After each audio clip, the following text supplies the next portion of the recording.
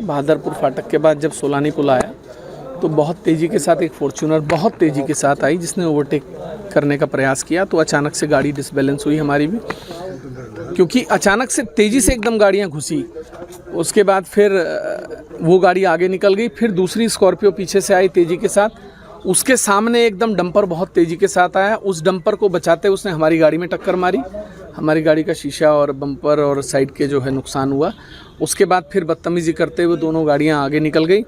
तो बस वो लंढोरा तक जो है वो यही चलता रहा फिर कि भाई ठीक है। हमने भी प्रयास किया रोकने का कि भाई रुकिए, का तरीका क्या है सड़क पर इस तरीके से बदतमीज़ी करने का। जिस तरीके से विवाद लगातार, मैं भी तंग आ चुका हूँ। एक व्यक्ति ये नहीं समझता कि दो जनप्रतिनिधियों की लड़ाई में क्षेत्र में अराजकता फैलती है, लोगों के बीच में अराजकता फैलती है, कई लोगों के बीच में तनाव का माहौल पैदा होता है। अब मैं मतलब मेरी समझ से बाहर है भाई। मैं भी इनसे जो हूँ मैं भी अब तो चक गया हूँ कि भाई करें तो क्या करें। ज़बरदस्ती आके घुसना, ज़बरदस्ती आके बदतमीज़ी करना कब तक बर्दाश्त करें, कैसे करें भाई, तो हद हो गई है। पार्टी भी संज्ञान नहीं लेती। पार्टी पता नहीं कब संज्ञान लेगी। पार्टी भी मुझे समझ में नहीं आता क्यों ज़बरदस्ती ढो रही है, मेरी समझ से बाहर है ये बात।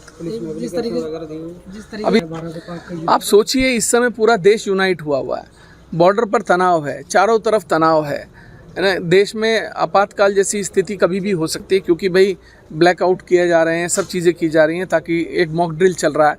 उसके बावजूद इस तरीके की हरकत करना ये मुझे लगता है बहुत ही मेरी समझ से परे है। क्यों इस तरीके का मानसिक संतुलन एक व्यक्ति बार बार खोता है। अभी 58 दिन जेल में रहकर आए, व्हील चेयर पर आ गए, बीमार हो गए, बाहर आकर फिर वही बदतमीजियाँ शुरू कर दी। मतलब मैं समझ नहीं पा रहा हूँ इस बात। जब वो हादसा हुआ था ये उसी गाड़ी में मौजूद थे? हाँ, ये गाड़ी में थे, आगे फॉर्च्यूनर में बैठे थे। और हम तो कह रहे हैं पुलिस से कि आप सीसीटीवी की जांच करा लो, सोलानी से लेके लंढोरा तक आपको पता लग जाएगा कि कौन बदतमीजियाँ कर रहा है गाड़ियों के साथ। कि जिम्मेदार पद पे आसीन व्यक्ति का एक आपराधिक गुंडों जैसा आचरण हो और जो व्यक्ति शांति प्रिय रह करके समाज में विकास और शांति का पर्याय बन रहा हो, अपने सोशल फंक्शंस में जा कर के सबसे मिलजुल के सबसे अच्छी बात कर रहा हो। जनता इस बात की गवाह भी है कि हमने सबसे बड़ा अच्छा आचरण रखा है जब से हम आए हैं। लेकिन उस व्यक्ति को ये बात नहीं हजम हो रही है कि हम इतना अच्छा व्यवहार क्यों कर रहे हैं, हमारा जनमत इतना क्यों बढ़ रहा है, हमारे साथ इतना बड़ा जन समर्थन क्यों हो रहा है। और आज ज़बरदस्ती उसके द्वारा ऐसी आपराधिक घटना को अंजाम दिया गया जिसमें हमारी जान को खतरा था।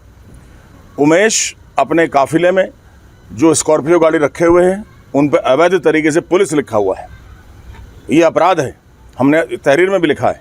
और आप लोग भी इसको देखें कि कैसे एक व्यक्ति अपनी निजी वाहन पर, जिसको रजिस्ट्रेशन नंबर भी नहीं मिला, अभी टेम्पररी चल रही हैं, उन पर पुलिस लिखा हुआ है और उसको खुलेआम गुंडे आदमियों को बिठा करके वो घूम रहा है जो दुर्दांत अपराधी हैं, जिनका आपराधिक इतिहास है। आज लंढोरा कस्बे में ऐसी घटना को उसने अंजाम दिया जब हम और एक गाड़ी में थे, दूसरी गाड़ी में हमारा गनर थे। जैसे हम मुड़े महल के लिए, जो पुलिस चौकी का चौराहा है, जैसी बाईं तरफ से हम मुड़े तो हमारी पिछली गाड़ी में ज़ोर से टक्कर मारी और उमेश उतरे। उनके साथ 6-7 गुंडे थे जिसमें एक सरदार जी भी थे और उनसे कहा कि इनको जान से मार दो इनको। और वो आए, डंडों से प्रहार किया, हाथ में डंडे थे और पत्थर मारा। आप देख सकते हैं हमारी गाड़ी को सामने खड़ी है, पिछली तरफ से टक्कर मारी गई है, बाईं तरफ से बम्पर टूटा हुआ है हमारा और बाएं शीशे को तोड़ा गया है। उसके बाद वो हमारी गाड़ी की तरफ भी लपके, जो गुंडे बदमाश थे। तो हमारे ऊपर जानलेवा हमला आज उमेश ने कराया है इसका मैं दरख्वास्त करूंगा राज्य सरकार से, पुलिस विभाग से, कि इस आपराधिक नशंस गुंडे को जेल भेजा जाए। आजकल जो माहौल चल रहा है, जिस तरह का माहौल आप देख रहे हैं, कितना एक इसका इन्फ्लेमेबल माहौल चल रहा है, किस तरह सी घटना से कुछ का कुछ बन सकता है। गैर जिम्मेदारी से इस आदमी ने एक मैलिशियस तरीके से, because he is a malicious person and he does the wrong things. ये इतना झूठा व्यक्ति है कि पहले से पहले झूठ जाके बोलता है, पहले अपनी विज्ञप्ति दे डाली। उससे जाहिर है कि चोर की दाढ़ी में तिनका है।